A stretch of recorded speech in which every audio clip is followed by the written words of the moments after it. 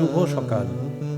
শ্রীরামকৃষ্ণ কথা বলছিলেন বিদ্যাসাগর মশাইয়ের বাড়িতে, আমরা সেই প্রসঙ্গের মধ্যে ছিলাম এবং কথাবার্তা যখন প্রায় সেদিনের মতো সমাপ্ত হয়ে এসেছে, সেই সময়তে মাস্টারমশাই লিখছেন কথামৃততে যে যেন সাক্ষাৎ বাগবাদিনী শ্রীরামকৃষ্ণের জিহ্বায় অবতীর্ণ হয়ে জীবের মঙ্গলের জন্য কথা বলছেন। এই কথাটির মধ্যে আমরা আগের দিনের অনুষ্ঠানে ছিলাম। আমাদের ওই বাগবাদিনী শব্দটি খুব টান ছিল বা এখনও আমাদের সেটি মনোযোগ আকর্ষণ করে। এই যে বাগবাদিনী বা মা সরস্বতীর প্রসঙ্গ আসছে, এটি ধরে ধরে আমরা একটা জায়গায় চলে যেতে চাইছি। সেটি কি না, শ্রীরামকৃষ্ণের শ্রীমুখে যেন মা সরস্বতী অবস্থান করছেন। তিনি তো বিদ্যার অধিষ্ঠাত্রী দেবী।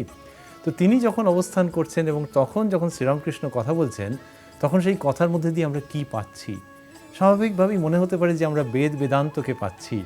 আমরা ঈশ্বরচন্দ্র বিদ্যাসাগরের বাড়ির ওই যে ছবি, যে শ্রীরামকৃষ্ণ রয়েছেন, ঈশ্বরচন্দ্র বিদ্যাসাগর রয়েছেন, ওই ছবিটিকে যেন স্টিল করে দিয়ে ওই ছবিটিকে সাক্ষী রেখে আমরা প্রসঙ্গের মধ্যে আরেকটু ঢোকবার চেষ্টা করছি এবং ভাবছি যে শ্রীরামকৃষ্ণের মুখে তাঁর জিহ্বাতে মা সরস্বতী যখন অবস্থান করছেন, তখন নিশ্চয়ই বেদ বেদান্ত উচ্চারিত হচ্ছে, কিন্তু তার থেকেও বেশি হচ্ছে। শ্রীরামকৃষ্ণ নিজে বলেছেন অন্যত্র যে এখানকার অনুভূতি, অর্থাৎ ভেতরের অনুভূতি বেদ বেদান্তকে ছাড়িয়ে গেছে। অর্থাৎ বেদ বেদান্তে যা লেখা নেই সেটিও তার ভেতরে অনুভূতি হয়েছে এবং অবশ্যই তার শ্রীমুখ দিয়ে উচ্চারিত হয়েছে। একটি গান আছে, সেই গানে বলা হচ্ছে, পাখি তুই ঠিক বসে থাক, ঠিক বসে থাক রে, রামকৃষ্ণ নামের মাস্তুলে। যারা শুনছেন এবং দেখছেন তাদের অনেকেরই বা হয়তো সকলেরই জানা বিখ্যাত এই গান, পাখি তুই ঠিক বসে থাক, ঠিক বসে থাক রে, রামকৃষ্ণ নামের মাস্তুলে। এই গানের মধ্যে পরবর্তী একটি জায়গাতে রয়েছে যে ও সে অনন্ত অনন্ত ভাবের অন্ত কে করে, প্রধান গ্রন্থ বেদ বেদান্ত গেল চুপ মেরে। তো গানের মধ্যে লিখছেন, ও সে অনন্ত অনন্ত ভাবের অন্ত কে করে, প্রধান গ্রন্থ অর্থাৎ এই যে ধর্মশাস্ত্রের মধ্যে প্রধান গ্রন্থ বেদ বেদান্ত গেল চুপ মেরে, পুরাণেরা দিশেহারা ইত্যাদি। অনন্ত অনন্ত ভাবে অন্তকে করে, প্রধান গ্রন্থ বেদ বেদান্ত গেল চুপ মেরে। ও সে অনন্ত অনন্ত ভাবে অন্তকে করে, প্রধান গ্রন্থ বেদ বেদান্ত গেল চুপ মেরে। পুরাণেরা দিশেহারা সার হলো নাম শেষকালে। তো এই যে শ্রীরামকৃষ্ণ সম্পর্কে বলা হচ্ছে যে পুরাণ বেদ বেদান্ত তারাও চুপ হয়ে যাচ্ছে যখন শ্রীরামকৃষ্ণ কথা বলছেন, এর পাশাপাশি মনে পড়ে কথামৃতের ওই বর্ণনা, যেখানে মাস্টারমশাই বলছেন যে সাক্ষাৎ বাগবাদিনী তার জিহ্বাতে অবতীর্ণ হয়ে জীবের মঙ্গলের জন্য কথা বলছেন। সুতরাং বাগবাদিনী দেবী সরস্বতী যখন কথা বলছেন, তখন সেটি বেদ বেদান্তের ওপর দিয়ে ধ্বনিত হচ্ছে, এটি মনে পড়ে। আর মনে পড়ে স্বামী বিবেকানন্দের একটি রচনা, যেখানে শ্রীরামকৃষ্ণ সম্পর্কে তিনি বলছেন, বাণী তুমি বিনা পানি কণ্ঠে মোর। যে আমি যে বলছি, স্বামী বিবেকানন্দ এই যে সারা পৃথিবীতে যে তিনি ধর্মের কথা বলেছেন, অদ্ভুত লেকচার দিয়েছেন, জগৎবাসী মুগ্ধ হয়ে গেছেন, তিনি কবিতার মধ্যে শ্রীরামকৃষ্ণ সম্পর্কে বলছেন, বাণী তুমি, অর্থাৎ আমি যা বলেছি সেটা তোমারই কথা। কেন? বিনা পানি কণ্ঠে মোর, আমার গলায় তুমি সরস্বতী রূপে বিরাজ করছো। এইটি যখন বলছেন, তখন আমাদের মনে হচ্ছে যেন একটা অদ্ভুত সমীকরণের মধ্যে আসছি, যে ওই যে মাস্টারমশাই বললেন যে শ্রীরামকৃষ্ণের জিহ্বাতে মা সরস্বতী, ওই মা সরস্বতী যেন শ্রীরামকৃষ্ণের সঙ্গে মিলেমিশে যাচ্ছেন, আর তফাৎ থাকছে না। ওই বিদ্যার দেবীর সঙ্গে শ্রীরামকৃষ্ণকে তফাৎ করা যাচ্ছে না। যখন আমরা আসছি স্বামী বিবেকানন্দতে, যিনি বলছেন, বাণী তুমি বিনা পানি কণ্ঠে মোর। আর কি? আর মনে হচ্ছে যে ওই যে বললেন যে সাক্ষাৎ বাগবাদিনী, তাহলে বিদ্যার দেবী আমরা বারবার বলছিলাম। এই বিদ্যা মানে কি?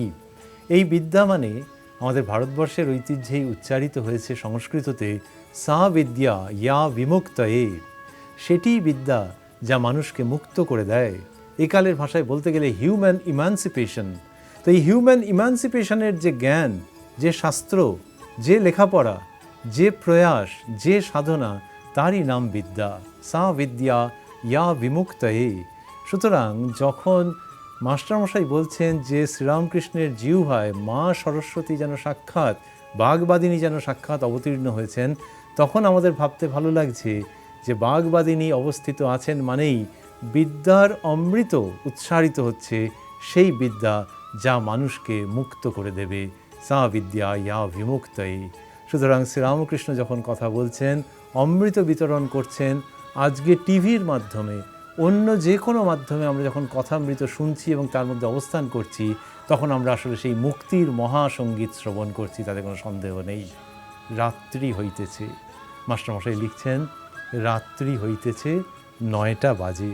তাহলে আমরা মনে রাখছি সেই প্রসঙ্গের মধ্যে গিয়ে, সেই দিনের সংবাদের মধ্যে গিয়ে, সেই দিনের ইতিহাসের মধ্যে গিয়ে যে কি অসামান্য ঘটনাই ঘটে গেছে।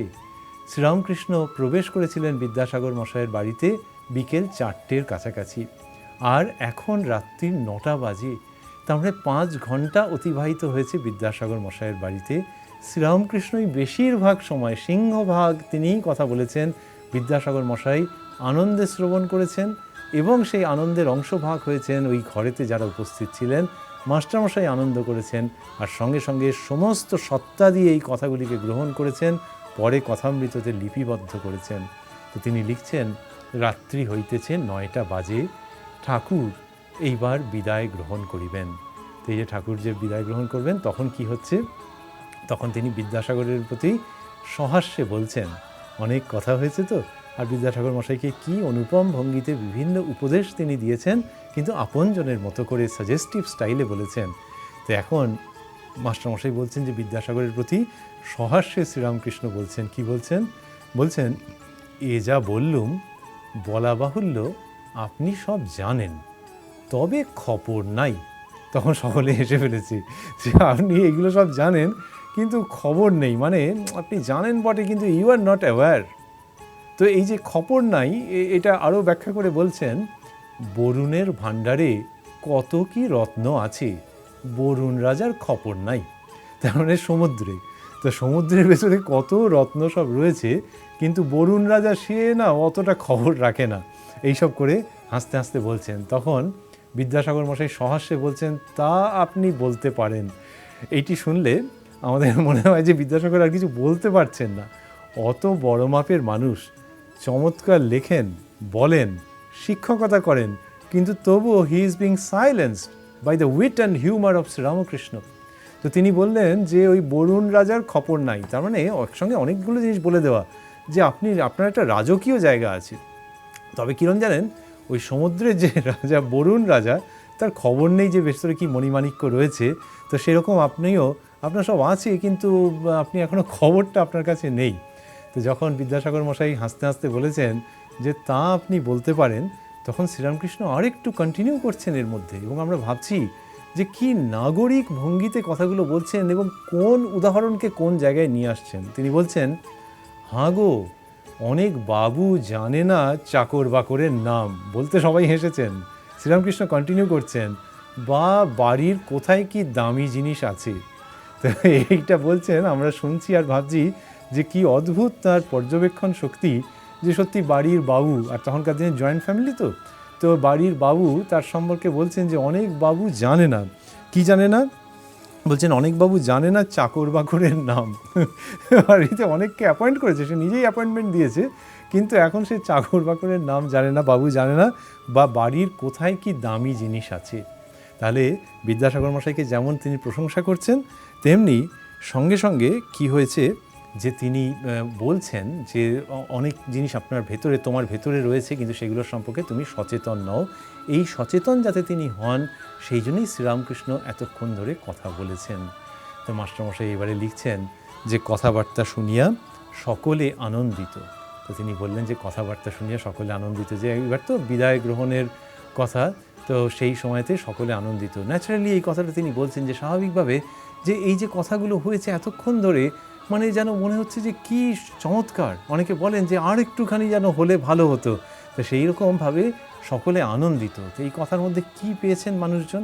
কথার মধ্যে পেয়েছেন গভীরতা, পেয়েছেন কথার মধ্যে রসিকতা আছে, এবং সবচেয়ে বেশি হচ্ছে কথার মধ্যে অনুপম শান্তি রয়েছে। তো এইটা সকলে আনন্দ করেছেন এবং এইবারে শ্রীরামকৃষ্ণ চলে যাবেন, বিদায় নেবেন, এরকম একটা অবস্থা। তো মাস্টারমশাই লিখছেন যে সকলে একটু চুপ করিয়াছেন এবং ঠাকুর বিদ্যাসাগর মশাইকে সম্বোধন করে আর একটা কথা বলছেন। একেবারে যাওয়ার সময় একটা কথা বলছেন, বেরোবার সময় একটা কথা বলছেন, কিন্তু সেই যে কথাটা বলবেন সেটা নিয়েও কি চমৎকার একটি পরিবেশ তৈরি হবে, একটু হাসাহাসি হবে এবং বুদ্ধির দীপ্তি যেন ঝলক দিয়ে যাবে সেইখানটাতে। যখন শ্রীরামকৃষ্ণ জাস্ট বেরোতে যাচ্ছেন, বিদ্যাসাগর মশাইয়ের বাড়ি থেকে বেরোবেন করছেন, সেই সময় ওই বিদ্যুৎ দীপ্তির মতো একটি চমৎকার প্রসঙ্গ আসবে। আমরা বলছিলাম যে শ্রীরামকৃষ্ণ বিদ্যাসাগর মশাইয়ের বাড়ি থেকে প্রায় বেরিয়ে পড়বেন এরকম অবস্থা। এইরকম জায়গায় ঠাকুর বিদ্যাসাগরকে একটি কথা বলছেন এবং সেই কথাটিকে কেন্দ্র করে একটা অসাধারণ পরিবেশ, যদিও খুব অল্প সময়ের জন্য অসাধারণ পরিবেশ সৃষ্টি হচ্ছে ওই বিদ্যুৎ চমকের মতো। শুধু বিদ্যুৎ চমকালে আমাদের একটু ভয় লাগে, বজ্রপাতের ভয় লাগে, কিন্তু কথামৃতের মধ্যে এই যে মাঝে মাঝে বিদ্যুতের চমক আছে, সেটা আমাদেরকে চমকিত করে, আনন্দ দেয়, ভরসা যোগায়। তো ঠাকুর বলছেন বিদ্যাসাগরকে সম্বোধন করে তিনি কথা বলছেন এবং বলছেন আমরা যেমন কারোর বাড়ি থেকে বেরিয়ে আসার সময় বলি না, কতটা সেই রকম শ্রীরামকৃষ্ণ বলছেন একবার বাগান দেখতে যাবেন, রাসমণির বাগান, ভারী চমৎকার জায়গা। তো বললেন না যে আমার ওখানে যাবেন, বললেন যে রাসমণির বাগান ভারী চমৎকার জায়গা। এই রানী রাসমণি যখন দক্ষিণেশ্বর মন্দির করেছেন তখন তো শ্রীরামকৃষ্ণ একটু হেজিটেন্ট হয়ে, একটু সংকোচ করে বড় দাদার হাত ধরে গেছেন যে ওই মন্দিরে ওখানে গিয়ে কেমন কি হবে ইত্যাদি। তার পরবর্তীকালে দেখা গেছে যে পুরো ইতিহাস বদলে গেছে, পুরো ইতিহাস যেন নতুন রূপ নিয়েছে যখন তিনি মায়ের পুজো করেছেন, মায়ের ভাবে আপ্লুত হয়ে গেছেন। তো এই রাসমণির সঙ্গে শ্রীরামকৃষ্ণের একটা অদ্ভুত যোগাযোগ। আর এই কম বয়সী পূজারী, তাকে রানীমা খুব ভালোবাসতেন এবং নিজের জামাই মথুরবাবুকেও বলতেন যে তার দিকে একটু নজর রেখো। এবং প্রথম যখন শ্রীরামকৃষ্ণ ওখানে ঠিক স্যুট করছিল না, ওনার পুরো মানসিকতার দিক থেকে ভালো লাগছিল না, তখনও রানীমা ওই জামাইকে ইন্টারেস্ট করেছিলেন যে এই ছেলেটা কেন এরকম বা নিজে রান্না করে খাচ্ছে আর ঠিক মন্দিরের মধ্যে ঠিক তার ভালো লাগছে না, তুমি একটু দেখো। পরবর্তীকালের ঘটনা তো অন্য, সেটা আমরা সবাই জানি। তা রাসমণিও নেই, মথুরবাবুও নেই, সেই রকম সময়ের কথা আমরা শুনছি। তো শ্রীরামকৃষ্ণ কী করলেন, ঈশ্বরচন্দ্র বিদ্যাসাগরকে ইনভাইট করে বলছেন যে একবার বাগান দেখতে যাবেন, রাসমণির বাগান, ভারী চমৎকার জায়গা, এইভাবে করে বললেন। যখন তিনি বলছেন রাসমণির বাগান, তখন আমাদের মাথার মধ্যে ওইগুলো আসছে যে বাচ্চা ছেলে ঝামাপুকুর থেকে গেলেন, উত্তর কলকাতার ঝামাপুকুর, সেখান থেকে দক্ষিণেশ্বর মন্দিরে একটু রিলাক্ট্যান্ট হয়ে গেলেন। পরবর্তীকালে ওই মন্দিরের সঙ্গে তার কী অ্যাসোসিয়েশন তৈরি হলো, এই সব কিছুর যেন সাক্ষী সেই রাসমণির বাগান। তো যাই হোক, শ্রীরামকৃষ্ণ বললেন যে যাবেন, ভারী চমৎকার জায়গা, এই কথা বললেন। তখন বিদ্যাসাগর বলছেন যাব বই কি, আপনি এলেন আর আমি যাব না? তখন শ্রীরামকৃষ্ণ বলছেন আমার কাছে ছি। তখন বিদ্যাসাগর বলছেন সে কি, এমন কথা বললেন কেন, আমায় বুঝিয়ে দিন। তো ওই যে শ্রীরামকৃষ্ণ বলেছেন যে ছি, যে যখন ওইটা বলছেন তার আগে বাগানে যেতে বলেছিলেন, আর বিদ্যাসাগর বলছেন আপনি এলেন আর আমি যাব না, আপনি এলেন। তখন শ্রীরামকৃষ্ণ তাঁর কথা শুনে ওরকম ছি বলেছেন। তো বিদ্যাসাগর যেই বলছেন যে আমায় বুঝিয়ে দিন, তখন কি সুন্দর হাসতে শ্রীরামকৃষ্ণ বলছেন আমরা জেলে ডিঙি। যেই বলেছেন আমরা জেলে ডিঙি, সকলে হেসে ফেলেছে। এই যে এখন যে অনুষ্ঠানে আপনারা শুনছেন এই তরফ থেকে যে আমরা জেলে ডিঙি, আপনাদের হয়তো অতটা হাসি পাচ্ছে না, কিন্তু আবারও ভাবছি যে শ্রীরামকৃষ্ণ যখন বলছেন, কোথাও একটা বডি ল্যাঙ্গুয়েজের মধ্যে কিছু ছিল যার জন্যে সকলে হেসে ফেলছেন। তো শ্রীরামকৃষ্ণ বলছেন আমরা জেলে ডিঙি, খাল বিল আবার বড় নদীতেও যেতে পারি, কিন্তু আপনি জাহাজ, কি জানি যেতে গিয়ে চড়ায় পাছে লেগে যায়, বলতে আবার হেসে ফেলেছেন। এবার হয়তো আমাদের একটু হাসি পাচ্ছে। তো শ্রীরামকৃষ্ণ বলছেন যে কিন্তু আপনি জাহাজ, ঈশ্বরচন্দ্র বিদ্যাসাগরকে বলেছেন, তার আগে বললেন যে আমরা জেলে ডিঙি, খাল বিল আবার বড় নদীতেও যেতে পারি। বড় নদীতেও যেতে পারি মানে এই আমি দক্ষিণেশ্বরে থাকি, সেখানে কিছু লোকজন আসে তারা আমার কথা শোনে, কিন্তু আজকে বড় নদীতে এসেছি আমার স্ট্রিট পার হয়ে, আপনি বিদ্যার সাগর, তো সেখানে আমরা জেলে ডিঙি আমরা ঠিক চলে যেতে পারি, কিন্তু আপনি জাহাজ। তো বিদ্যাসাগর হয়তো জীবনে এই প্রথমবার এই ধরনের কথা শুনলেন, কিন্তু কি চমৎকারভাবে এগোচ্ছে। তা বলছেন যে কিন্তু আপনি জাহাজ, কি জানি যেতে গিয়ে চড়ায় পাছে লেগে যায়, তাই বলতে সকলে হেসেছেন। বিদ্যাসাগর সহাস্যবদন চুপ করিয়া আছেন। মাস্টারমশাই লিখছেন যে বিদ্যাসাগর সহাস্যবদন চুপ করিয়া আছেন, ঠাকুর হাসিতেছেন। আমাদের এইসব জায়গাগুলোতে এসে একটু মজা লাগে যে শ্রীরামকৃষ্ণ যা বলেছেন তাতে বিদ্যাসাগর মশাই আর কিছু উত্তর দিতে পারছেন না, উত্তর দিতে না পেরে তিনি চুপ করে রয়েছেন। বিদ্যাসাগরের জীবনের সঙ্গে আমরা যতটুকুনি পরিচিত তাতে মনে হয় যে তার জীবনে এটা খুব কমই ঘটছে যে কেউ কিছু একটা বলছেন আর বিদ্যাসাগর তার একটা ফিটিং রিপ্লাই দিতে পারছেন না, এটা বোধহয় সাধারণত হয়নি। কিন্তু এখানে দেখা যাচ্ছে যে তিনি চুপ করে রয়েছেন, কিছু উত্তর দিতে পারছেন না। তখন কি হলো, তখন ঠাকুর হাসিতেছেন। তো মাস্টারমশাই লিখছেন যে ঠাকুর হাসিতেছেন এবং হেসে তিনি কি বললেন যখন বিদ্যাসাগর চুপ করে আছেন তো আর ঠাকুর হাসছেন, হেসে বলছেন তার মধ্যে এ সময় জাহাজও যেতে পারে। এটা একটু সাংকেতিকভাবে বললেন। আগে বলেছিলেন যে জাহাজ যেতে পারে না, জাহাজ হয়তো কোথায় গিয়ে আটকে যাবে, তারপর বলছেন তার মধ্যে এ সময় জাহাজও যেতে পারে। এ সময় মানে এই সময়টাতে বলতে খুব সাংকেতিকভাবে রেখেছেন। তো বিদ্যাসাগর মশাই তখন সহাস্যে বলছেন হ্যাঁ এটি বর্ষাকাল বটে, বলতে সকলে হাসছেন। ওই অগাস্ট মাস তো, আমরা তার থেকে এই কথোপকথন থেকে বুঝতে পারছি সেটা বর্ষাকাল। তো ওই বর্ষাকাল বলতে তখন সকলে হেসে ফেলেছেন যে আচ্ছা বর্ষাকাল যখন তখন জাহাজও যেতে পারবে। কিন্তু শ্রীরামকৃষ্ণ হয়তো অন্যতর ইঙ্গিতে বলছেন যে এই সময় জাহাজও যেতে পারে। তার মানে Sri Ramakrishna is ready to accept each and every one. সুতরাং যার লেখাপড়া কম, যার লেখাপড়া বেশি, যিনি সাধু, যিনি অসাধু, যিনি ধর্মে বিশ্বাস রাখেন, যিনি ততটা রাখেন না, এই সকলকে তিনি যেন গ্রহণ করতে চাইছেন। তাই এ সময় সকলেই যেতে পারে। বা এই বর্ষাটা কিসের? এটা আধ্যাত্মিকতার বর্ষা, আধ্যাত্মিকতা বর্ষিত হচ্ছে, সুতরাং তাকে সেখানে সকলেই যেতে পারে। মাস্টারমশাই বলছেন ঠাকুর গাত্রোত্থান করিলেন ভক্ত সঙ্গে। তারপরে ঠাকুর উঠে পড়লেন। ঠাকুর গাত্রোত্থান করিলেন ভক্ত সঙ্গে। বিদ্যাসাগর আত্মীয়গণ সঙ্গে দাঁড়াইয়াছেন, ঠাকুরকে গাড়িতে তুলিয়া দিবেন। শ্রীরামকৃষ্ণ এখনও দাঁড়াইয়া রহিয়াছেন কেন? মাস্টারমশাই বলছেন যে শ্রীরামকৃষ্ণ এখনও দাঁড়াইয়া রহিয়াছেন কেন বলছেন, তার উত্তরটা নিজেই দিচ্ছেন যে শ্রীরামকৃষ্ণ কেন দাঁড়িয়ে রয়েছেন। বলছেন মূল মন্ত্র করে জপিতেছেন, অর্থাৎ হাতে মূল মন্ত্র করে জপিতেছেন, জপিতে জপিতে ভাবাবিষ্ট হইয়াছেন। অহেতুক কৃপা সিন্ধু বুঝি যাইবার সময় মহাত্মা বিদ্যাসাগরের আধ্যাত্মিক মঙ্গলের জন্য মার কাছে প্রার্থনা করিতেছেন। তো এইটা বললেন যে শ্রীরামকৃষ্ণ উঠে পড়েছিলেন, উঠে যে চলে যাবেন সেই সময় যখন যাচ্ছিলেন সেই সময়তে আর বিদ্যাসাগর দাঁড়িয়ে আছেন ঠাকুরকে গাড়িতে তুলে দেবেন বলে, কিন্তু তখন ঠাকুর দাঁড়িয়ে রয়েছেন এবং বলছেন যে শ্রীরামকৃষ্ণ এখনও দাঁড়াইয়া রহিয়াছেন কেন? তার মানে মাস্টারমশাই তো যাচ্ছিলেন, যেতে যেতে হঠাৎ পুরো আটকে গেছেন কেননা ঠাকুর দাঁড়িয়ে রয়েছেন। তখন তার দৃষ্টিটা যাচ্ছে ঠাকুরের দিকে, তাই লিখছেন যে এখনও দাঁড়িয়ে রয়েছেন কেন।